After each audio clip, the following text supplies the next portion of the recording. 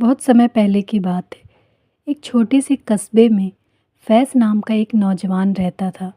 دل کا اچھا تھا، محنتی بھی، مگر اس کے اندر ایک کمی تھی۔ وہ ہمیشہ اپنی قسمت کو کوستا رہتا۔ جب کسی کو نئی نوکری ملتی تو کہتا، دیکھو اس کی قسمت دیکھو۔ جب کسی کی دکان چل پڑتی تو کہتا، میری قسمت میں تو بس ناکامی لکھی ہے۔ اس کے ابو اکثر سمجھاتے، بیٹا جو محنت کرتا ہے وہی نصیب بناتا ہے۔ لیکن فیض کا ایک ہی جواب ہوتا، اگر نصیب میں نہیں لکھا تو محنت کیا کرے گی؟ دن بیتتے گئے پر اس کی سوچ نہیں بدلی۔ ایک دن بہت پریشان ہو کر وہ اکیلا نکل پڑا۔ سوچا کہ کہیں دور جاؤں اور اپنی تقدیر سے بات کروں۔ چلتے چلتے وہ ایک پرانے جنگل میں پہنچ گیا۔ تھکا ہوا تھا، بھوکا تھا۔ ایک بہت بڑا اور بوڑھا پیڑ دکھا۔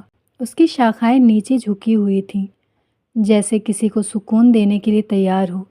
فیض اسی پیڑ کے نیچے بیٹھ گیا اور تھکے ہوئے لہجے میں بولا، یا اللہ، میں نے کیا گناہ کیا ہے؟ کیوں میری تقدیر اتنی بری ہے؟ اچانک اسے لگا کہ پیڑ سے آواز آئی، کیوں پریشان ہو نوجوان؟ فیض چونک گیا، ادھر ادھر دیکھا، کوئی نہیں تھا۔ وہ بولا، کون بول رہا ہے؟ پیڑ مسکرایا، میں ہوں، یہ جنگل کا پرانا پیڑ۔ میں نے تمہاری بات سنی، بتاؤ کیا تکلیف ہے؟ فیض نے کہا، محنت کرتا ہوں پھر بھی نصیب میرا ساتھ نہیں دیتا۔ سب آگے بڑھ رہے ہیں، میں پیچھے رہ گیا ہوں۔ پیڑ بولا، اگر میں کہوں کہ میں تمہیں اپنی قسمت بدلنے کا موقع دوں تو؟ فیض نے حیرانی سے پوچھا، سچ میں؟ پیڑ نے کہا، ہاں، لیکن پہلے تم 3 لوگوں کی کہانی سنو، پھر فیصلہ کرنا کہ کس کی قسمت چاہیے۔ فیض نے حامی بھری۔ فیض پہلے گاؤں پہنچا۔ وہاں ایک بڑا حویلی نما گھر تھا۔ باہر مہنگی گاڑیاں کھڑی تھیں، نوکر چاکر دوڑ رہے تھے۔ فیض نے سوچا، واہ، یہی تو خوش قسمت انسان ہے۔ وہ اندر گیا تو دیکھا ویاپاری سر جھکائے آنسو بہا رہا تھا۔ فیض نے پوچھا، کیا ہوا؟ ویاپاری بولا، میرے پاس دولت ہے لیکن چین نہیں۔ میرا بیٹا غلط راستے پر چلا گیا۔ پیسہ ہے پر پریوار نہیں رہا۔ فیض چپ ہو گیا۔ اتنی دولت لیکن دل ٹوٹا ہوا۔ آگے بڑھتے ہوئے وہ دوسرے گاؤں پہنچا۔ وہاں اس نے ایک سندر لڑکی کو پیڑ کے نیچے بیٹھے روتے دیکھا۔ فیض نے پوچھا، بہن کیوں رو رہی ہو؟ لڑکی بولی، میرے ماں باپ بہت نیک ہیں لیکن غریب ہیں۔